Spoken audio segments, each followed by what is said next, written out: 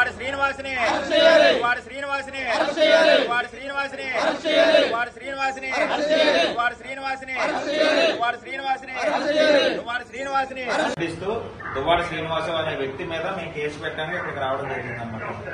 ఎట్టి పరిస్థితుల్లో మీరు ఇది సివియర్ యాక్షన్ తీసుకోవాలి. ఆ దువ్వాడ శ్రీనివాసు అనే వ్యక్తికి కఠిన శిక్ష పడాల్సిందిగా మేము కోరుకుంటాం అన్నమాట.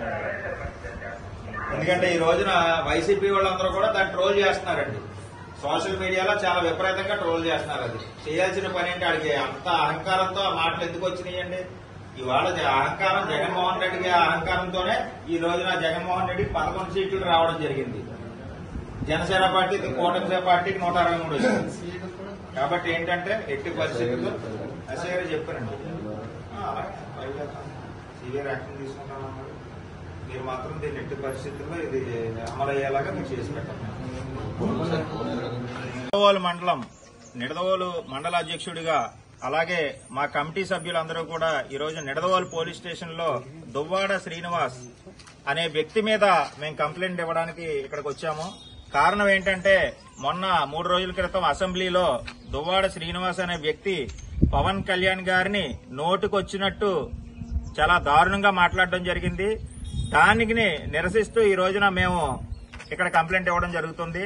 మరి దువ్వాడ శ్రీనివాసు నీకంత నోరు దురదగా ఉంటే నువ్వు ఏదైనా చేసుకోగానే పవన్ కళ్యాణ్ గారి మీద నోటికి వచ్చినట్టు నువ్వు మాట్లాడితే గనక ఇక్కడ ఎవరికి క్షమించడానికి ఎవరో కూడా లేరు. ఎందుకంటే పవన్ కళ్యాణ్ గారు మాకు నేర్పింది ఒక్కటే, ఎవడు ఏమన్నా గాని చెట్టు ఎలాగైతే నీడేస్తుందో అదేవిధంగా కష్టాల్లో ఉన్న వాళ్ళందరికీ కూడా ఆపదలు ఆదుకోవడమే మాకు తెలిసింది, మాకు నేర్పింది మా నాయకుడు పవన్ కళ్యాణ్ గారు. కాబట్టే ఈ రోజున నీ ఇంటికి వచ్చి ధర్నా చేయకుండా ఈ రోజున మా పోలీస్ స్టేషన్కి వచ్చి ఇక్కడ నీ మీద కంప్లైంట్ ఇవ్వడం జరుగుతుంది. కాబట్టి నువ్వు పవన్ కళ్యాణ్ గారిని అలాగే నారా చంద్రబాబు నాయుడు గారి గురించి కూడా చాలా దారుణంగా మాట్లాడడం జరిగింది. నారా చంద్రబాబు నాయుడు గారు పవన్ కళ్యాణ్ గారికి 50 కోట్లు ఇస్తున్నాడు. నువ్వేమన్నా వీడియోలు తీసావా లేకపోతే నువ్వేమన్నా చౌలారా ఎన్నావా ఇవ్వడం అనేది చూడడం అనేది జరిగిందని చెప్పేసి నేను సభాముఖంగా అడుగుతున్నాను. ఎందుకంటే ఇక మీదట కనుక నువ్వు తక్షణమే అరెస్ట్ చేసి దువ్వాడ శ్రీనివాస్ నోటి చేత పవన్ కళ్యాణ్ గారికి, లోకేష్ గారికి అలాగే నారా చంద్రబాబు నాయుడు గారికి ముగ్గురికి కూడా క్షమాపణ చెప్పించే విధంగా పోలీస్ శాఖ వారి చర్యలు చేపట్టాలని చెప్పేసి ఈ సభాముఖంగా మేమందరం కూడా పోలీస్ శాఖ వారికి విన్నవించుకుంటున్నాము. అందరికీ కూడా నేను మా సోదరులందరికీ కూడా నేను ఒకటే చెప్పా, సమన్వయంగా ఉందాం. ఎందుకంటే మన పవన్ కళ్యాణ్ గారు నేర్పింది, మనోహర్ గారు, మా దుర్గేష్ గారు, మా మినిస్టర్ గారు కూడా ఎంత ఎదిగినా ఒదుగుండాలనే ఉద్దేశంతో మా దుర్గేష్ గారు కూడా శత్రువుని సైతం ప్రేమించే వ్యక్తులు మేమందరం కూడా. కాబట్టి మా మినిస్టర్ గారు చెప్పిన సందేశాన్ని ప్రకారంగా మేము ఇక్కడికి వచ్చి కంప్లైంట్ ఇవ్వడం జరిగింది. కాబట్టి మా సోదరులందరికీ కూడా మేము ఒకటే చెప్తున్నాము, మనందరం కూడా సమన్వయం పాటిద్దాం.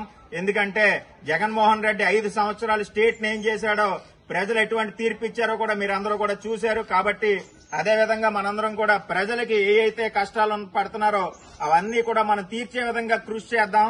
ఆ విధంగానే పయనిద్దాం.